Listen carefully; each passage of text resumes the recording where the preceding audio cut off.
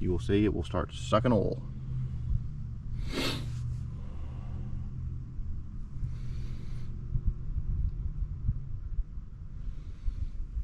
Hey everybody, it's a windy day out here, so I'm going to do something different on my Q today. Something I've been wanting to try. I hate changing oil outside when it's windy because it blows the oil everywhere. So if you saw in one of my previous videos, I bought this OEM Tools pneumatic oil fluid evacuator. So I'm going to try and pump the oil out of this thing, and then we'll get underneath and see if any is left in the pan. Plus I got to get in there and change filter anyways. This is mainly just to keep mess down. This is a very simple tool to use. Basically, you just need an air line, 90 psi on your compressor. Then you take your dipstick out, set it right there. Take the line, push it down till it hits. You will feel it hit. Okay, when you feel it hit, don't push it anymore because it could make it like, and then not suck all the oil.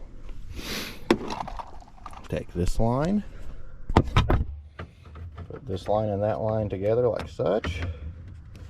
Make sure it's still in there. Hook your air line up. It will make a bunch of noise. Make sure this is closed. There we go. Okay. Let it build up for a sec, and then turn it open, and it should start. Yep. You will see it will start sucking oil.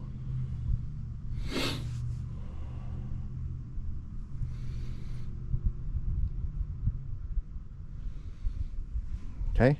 I let the car run, get warm while I was checking my intakes. So then you just let it run. As you can see, it's coming out. Like I said, I'm gonna let this run. This is 5 quarts, so it'll be about maybe halfway. That's 1.5 gallons. So we'll let that run, and then we'll get in there and see how much is left to drain out from the drain plug. While this is draining, it's doing its job. I'm gonna go ahead and change the filter. Get under there. I still have to get under it to do the filter, so I'll take the filter loose, and then when this gets done, we'll go ahead and pull the drain plug, see if anything's left. So it's getting to where it's, as you can see, there's not a lot still coming out. I got maybe like a fourth of a quart, this much right here. Maybe, that's not even a fourth of a quart, just enough. But I'm glad I got under there because apparently something had hit this and knocked a big piece of it out, and it was just dangling. Like it had broke the, as you can see up there, this was the only thing holding it. So I'm glad I got under there and checked this. So actually this little piece saved itself, saved the filter. So I'll show a filter back on, then we'll pull the drain plug out, and this looks like it's done. So I'll cut this guy off.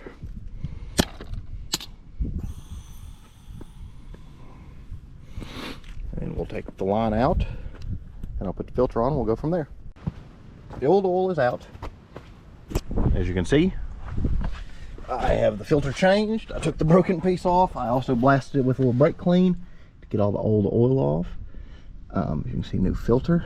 It's hand tight. So what I'm going to do now is get that drain plug. Should be a 14. I'm using my new Porter Cable 20 volt powered battery ratchet. So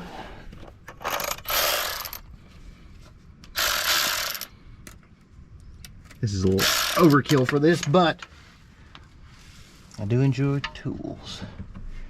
So, a 14. Yep. Let's get the drain plug out of the way. Drain pan. So I can get this drain plug out. Get it broke loose.